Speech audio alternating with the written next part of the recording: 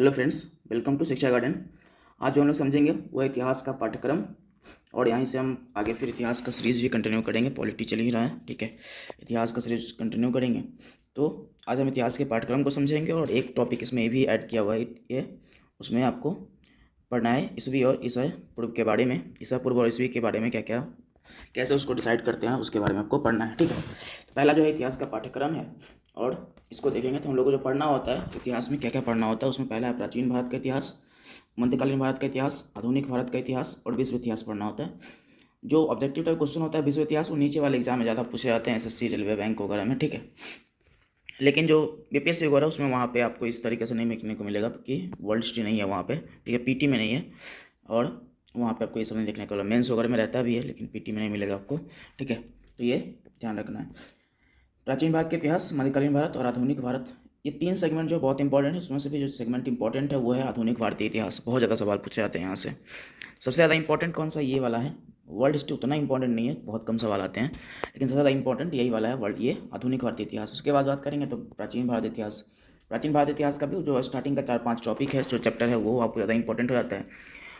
मध्यकालीन भारत जो बीच बीच में है, सबसे ज़्यादा कोई पढ़ना चाहे कि हाँ, पहले तो एक फाउंडेशन कोर्स होता है कि आप पहले पूरा कंप्लीट करें, क्योंकि आइडिया रहे कि आपको ये पढ़ना है। उसके बाद डिसाइड करिए कि हाँ सर, ये वाला पोर्शन ज़्यादा पढ़ना है हमको, ये वाला उससे ज़्यादा कम पढ़ना है। इस तरीके से डिसाइड करना होता है। स्ट्रेटजी का मतलब यही है, पता चला कि आप सब कुछ रटे जा रहे हैं, ठीक है, उससे कोई फ़ायदा होता है नहीं। स्ट्रेटजी के हिसाब से पढ़ना है कि कौन सा ज़्यादा पोर्शन पूछा जाता है उसके हिसाब से, ठीक है। हाँ, लेकिन एक ओवरऑल आपको फाउंडेशन कोर्स में कंप्लीट करना जरूरी हो जाता है, क्योंकि आप बेहतर स्थिति में होंगे तभी जब आप जान रहे होंगे।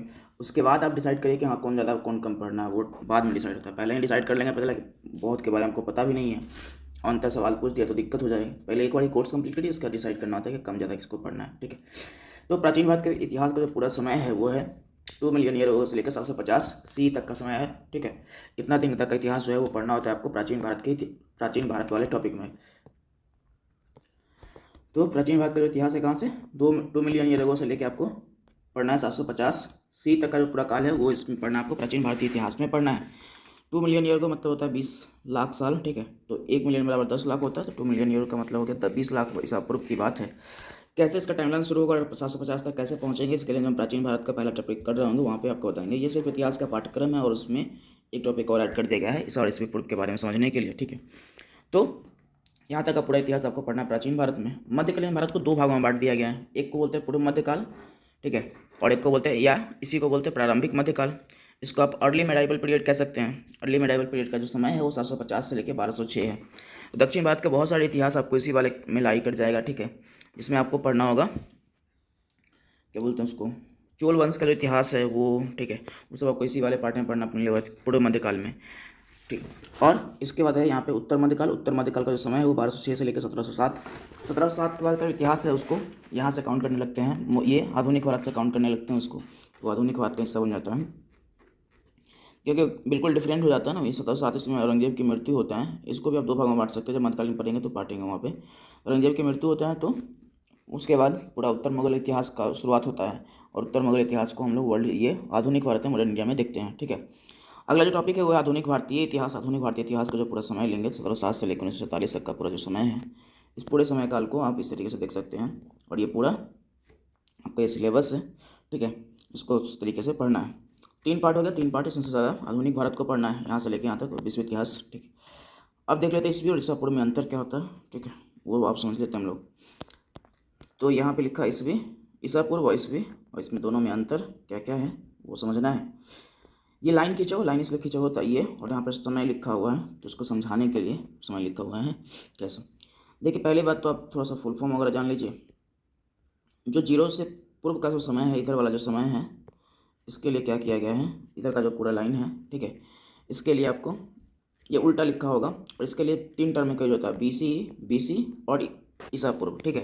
हिंदी में कोई यूज़ करना चाहे तो ईसवी, ईसा पूर्व, BC और BC। BC का जो मतलब है बिफोर कॉमन एरा बोलते हैं इसको। इसका जो फुल फॉर्म है बिफोर कॉमन एरा, सामान्य एरा से पहले की जो बातचीत है उसी को BC से डिनोट किया जाता है। BC का मतलब है बिफोर क्राइस्ट, तो क्राइस्ट यहाँ से ईसा मसीह से लिया गया, तो ईसा मसीह से पहले।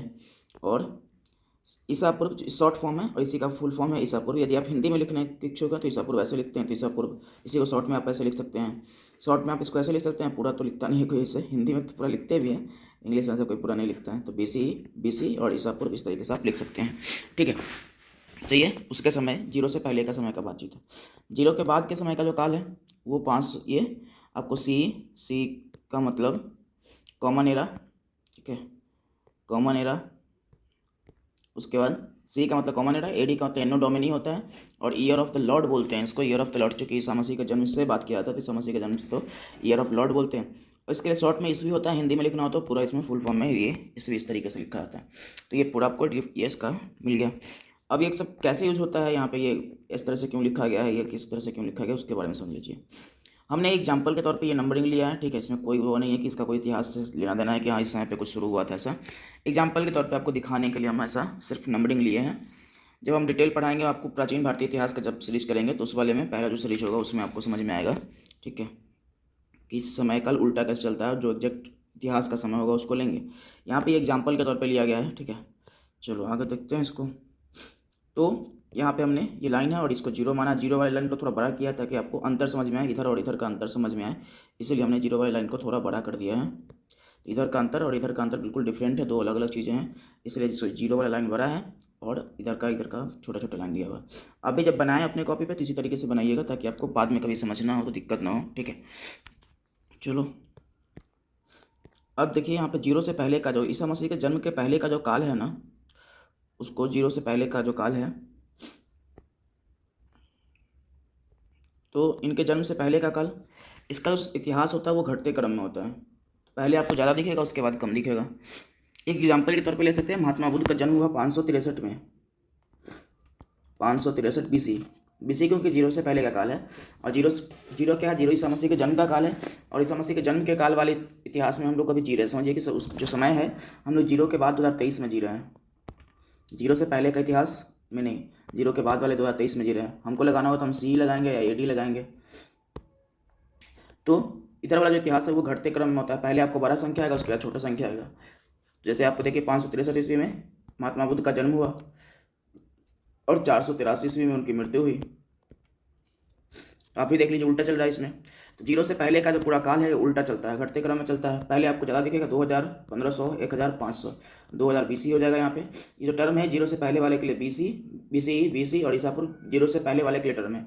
जब भी आप कोई टाइमलाइन लिखे, ठीक है, आप ये पढ़ेंगे भी तो वहाँ पर आपको मिलेगा। तो टाइमलाइन लिखे तो इसके पहले ये लगा देना होता है। जैसे 2000 है तो 2000 बीसी लगा देंगे या फिर बीसी लगा सकते हैं, ठीक है। और यदि हम हिंदी में लगाना चाहते हैं ईसा पूर्व लगा सकते हैं, जो भी मन करेगा वो लगा सकते हैं, ठीक है। उसके बाद यदि हम 1500 में चाहें तो बीसी लगाएं, क्योंकि ईसा पूर्व के पहले का काल है तो आप कुछ भी यहाँ पे लगा सकते हैं।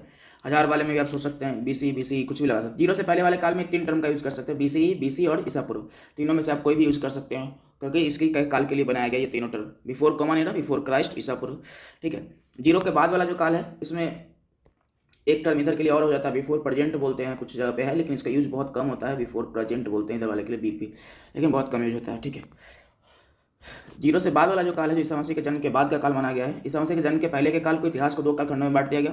और यहीं से क्यों बांटा गया होगा, इसका रीजन ये है क्योंकि इतिहास लिखने का जो बहुत काम किया गया वो अंग्रेजों के द्वारा किया गया, तो उन्होंने पहले ही अपना एक कैलेंडर डिसाइड कर लिया कि ईसा मसीह के जन्म से पहले का इतिहास बताओ, उसके बाद का इतिहास बताओ। पहले का इतिहास बताने के लिए घटते क्रम में बताया गया कि कहाँ से उदय हुआ इतिहास का और आज तक आते आते यहाँ तक ईसा मसीह के जन्म तक है। और ईसा मसीह के जन्म से एक नया इतिहास की शुरुआत होता है, जिसको इधर से इधर कर दिया गया। इधर वाला क्रम आपको बढ़ते क्रम में मिलेगा, इधर वाला घटते क्रम में मिलेगा, जहाँ से मानव का उदय, इतिहास का शुरुआत, जैसे आदि मानव का शुरुआत होता है और अंत हम लोग यहाँ तक पहुँच गए हैं। से कहने का मतलब ये, उसका इधर वाला इतिहास फिर ईसा मसीह के जन्म के बाद के इतिहास की शुरुआत होती है। तो ये है। तो जीरो से पहले वाले इतिहास के लिए, इधर वाले इतिहास के लिए आपको जो टर्म यूज करना है वो क्या है, वो करना है आपको बीसी और ईसा पूर्व, तीनों में से कुछ भी आप यूज़ कर सकते हैं। हाँ, आप यहाँ पे बीसी लगा सकते हैं, यहाँ पे बीसी लगा सकते हैं, यहाँ पे ईसा पूर्व लगा सकते हैं, जो भी मन करे लगाएं। जीरो से पहले वाले इतिहास में आप तीनों में से कुछ भी एक यूज़ कर सकते हैं, एक यूज़ करना ज़्यादा, ऐसा नहीं कि यहाँ पे आप 2 लिख देंगे। बीसी या बीसी कुछ भी यूज़ कर सकते हैं, ठीक है।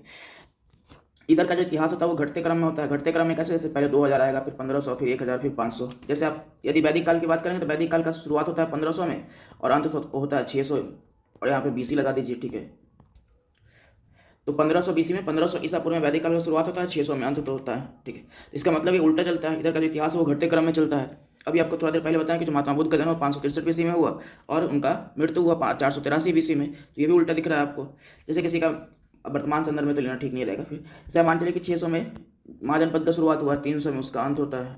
300 इससे काल को क्या कहते हैं, महाजनपद काल कहते हैं। तो ये उल्टा चल रहा है। तो 0 से पहले का जो इतिहास है वो घटते क्रम में होता है, पहले ज़्यादा उसके बाद कम आएगा, या फिर उल्टा भी कह सकते हैं, इसको उल्टा इतिहास होता है। शुरुआती दौर में आपको कि पहले ये वाला नंबर आता है। सामान्य स्थिति में क्या होगा, पहले 600 आएगा फिर 1500 आएगा, लेकिन इतिहास 0 से पहले का, इसलिए पहले 1500 उसका 600 आता है, उल्टा चलता है इसका इतिहास, ठीक है।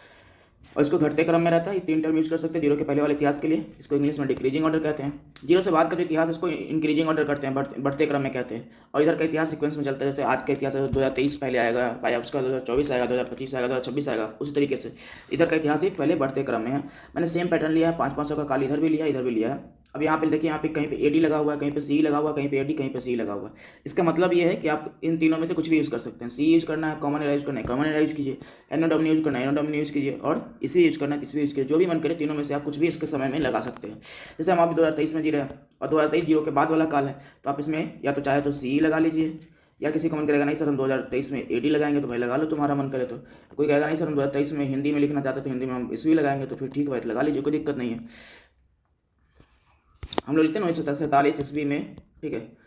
इस तरीके से आपको कहना है 1921 ईस्वी, तो लगा लीजिए AD। इंग्लिश में लिखना है तो CE लगा लीजिए, आपको हिंदी में लिखना है तो ईस्वी लगा लीजिए, जो मन करे लगा लीजिए। ये 0 के बाद का इतिहास के लिए 3 टर्म यूज होता है, CE, AD और ईस्वी, ठीक है। जो भी मन करेगा आप यूज़ कर सकते हैं। और इधर का इतिहास कैसा होता है, बढ़ते क्रम में होता है, 500, 1000, 1500, 2000, ठीक है। ये इस तरीके से आपको इसका अंतर समझ में आ गया होगा। इधर का इतिहास बढ़ते क्रम में, इधर का इसका घटते क्रम में। 0 से पहले वाले इतिहास के लिए समय जो होता है उसमें 3 चीज़ लगाया था, BCE, BC और इससे पूर्व। इस वाले इतिहास के लिए ACE, AD और ईस्वी लगाया था। AD का मतलब एनोडोमिनी, एनोडोमिनी का जो मीनिंग है वो है ईयर ऑफ द लॉर्ड, ये ध्यान रखिएगा। और इसमें लॉर्ड का मतलब ईसा मसीह के जन्म से लिया गया, कि ईसा मसीह के जन्म का काल है, जिस कारण से वहाँ से इस तरह से लिया गया है, ठीक है। तो बाकी आपको सब कुछ समझ में आ गया होगा। इसका जो प्राचीन भारत का सीरीज शुरू करेंगे उसमें बात कर लेंगे आगे, और इसके बारे में बहुत उम्मीद करते समझ में आ ही गया होगा। इसमें कुछ है नहीं ज़्यादा, ठीक है। और नहीं समझ में आया तो फिर बताइएगा कमेंट करके, जवाब दिया जाएगा आपको। तब तक के लिए बाय बाय।